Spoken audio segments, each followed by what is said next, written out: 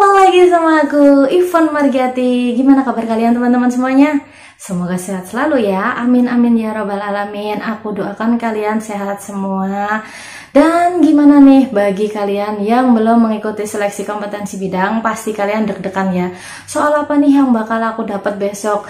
Materi apa aja nih yang bakal aku dapat besok? Nah, di video kali ini aku ingin berbagi buat kalian materi part 3 tentang seleksi kompetensi bidang untuk perpustakaan. Dan jangan lupa untuk selalu dukung channel aku dengan cara klik tombol subscribe, silahkan bunyikan loncengnya. Silahkan kalian like, komen, dan share ke teman-teman kalian supaya semakin banyak yang melihat video ini dan makin banyak manfaat yang diperoleh bagi mereka yang membutuhkan tentang materi ilmu perpustakaan. Nah, bagi kalian yang sudah lolos tes seleksi kompetensi bidang, maksud aku lolos gimana teman-teman? Yang lolos itu seperti kemarin banyak banget yang cerita, mereka itu alhamdulillah ranking 1 untuk nilai SKB-nya. Insya Allah kalau selisihnya antara nilai SKD dan hanya sedikit, misal 20 poin, tapi kalian menang telak di SKB-nya, insya Allah kalian yang akan menang dan lolos untuk menjadi ASN teman-teman. Jadi silahkan kalian bisa lihat atau bisa dihitung menggunakan rumus yang udah aku share di video sebelumnya. Di situ kalian tinggal masukin aja nih nilai teman kalian itu berapa, pesaing kalian itu, pesaing yang pertama ya teman-teman. Pesaing yang pertama nilainya berapa, terus nilai kalian SKB-nya berapa, nilai SKB-nya dia berapa.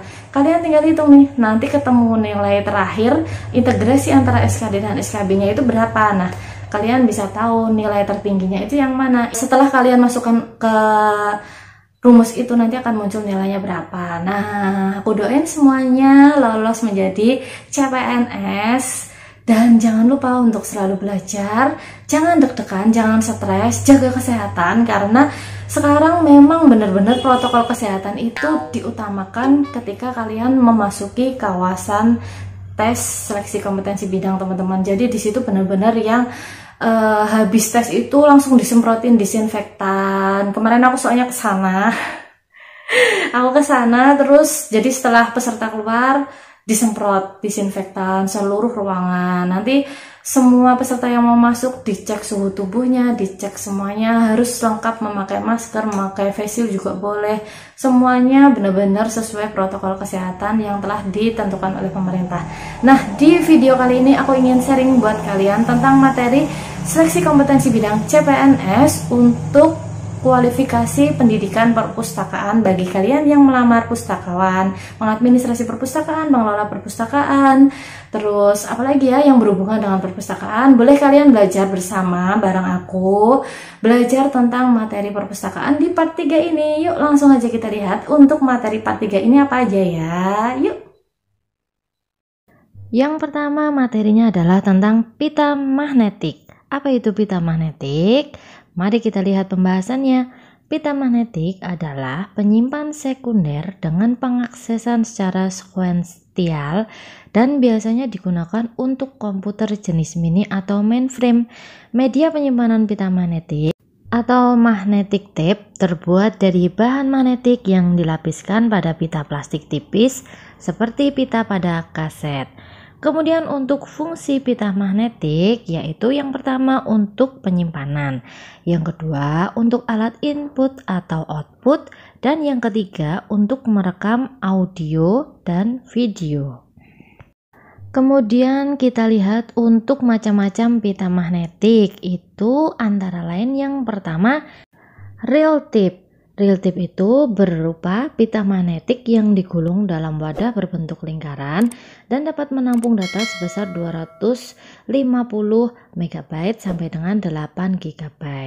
Kemudian yang kedua adalah tape cartridge atau pita video atau kaset video yang berbentuk seperti kaset video atau kaset handycam atau bahkan ada yang seperti kaset audio yang banyak ditemui di pasaran. Kita lanjut ke materi nomor 2 yaitu tentang alat bantu seleksi. Apa yang dimaksud dengan alat bantu seleksi? Alat bantu seleksi adalah sarana yang diperlukan untuk menetapkan atau menentukan pilihan bahan perpustakaan yang akan diadakan sesuai dengan visi dan misi perpustakaan yang bersangkutan. memuat informasi tentang deskripsi bibliografis seperti judul, kepengarangan, tempat terbit, penerbit, dan tahun terbit. Kemudian, alat bantu seleksi dapat berupa bibliografi, books in print, katalog pameran buku, katalog penerbit, katalog tuk buku, resensi buku, Ulrich International Directory.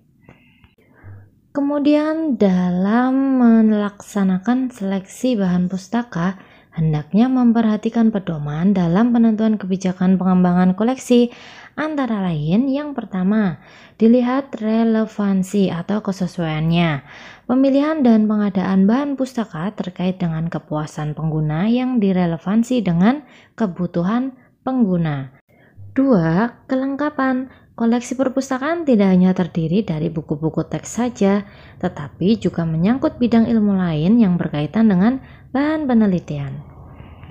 Yang ketiga adalah kemutakhiran. Perpustakaan harus selalu mengadakan pemburuan dalam koleksi, sehingga informasi yang disajikan dengan perkembangan ilmu pengetahuan. Sesuai contoh, kemutakhiran koleksi tersebut dapat dilihat dari tahun terbit. Kemudian untuk yang keempat adalah kerjasama. Perlunya kerjasama yang baik dan harmonis sehingga pelaksanaan kegiatan pengembangan koleksi berjalan dengan baik. Dalam kerjasama ini melibatkan beberapa pihak yang berkompeten agar koleksi yang disajikan dapat memenuhi kebutuhan penggunanya. Kemudian yang kelima adalah alat bantu seleksi. Untuk memudahkan mengetahui informasi koleksi secara lengkap, hendaknya pemilihan koleksi menggunakan alat bantu seleksi yang tepat. Oke, teman-teman. Nah, untuk materi alat bantu seleksi ini silahkan kalian cari lagi referensi, karena aku baca itu ada beberapa yang membahas tentang teori alat bantu seleksi. Nah, silahkan kalian pilih untuk referensi yang menurut kalian terbaik. Karena ada beberapa pendapat dari para ahli yang aku baca di buku, tapi pada intinya itu sebenarnya sama. Oke teman-teman semuanya, sampai di sini dulu ya video aku tentang materi seleksi kompetensi bidang untuk perpustakaan yang part 3. Semoga materi ini bermanfaat buat kalian semuanya. Jangan lupa ya teman-teman untuk selalu belajar. Aku saranin kalian hafalin Undang-Undang Nomor 43 tentang perpustakaan. Dihafalin teman-teman, itu isinya apa, banyak banget yang keluar soalnya.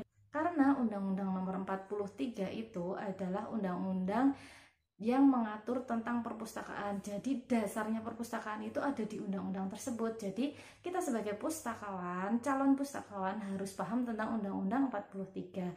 So, terima kasih sudah melihat video aku sampai selesai. Assalamualaikum warahmatullahi wabarakatuh. Bye-bye.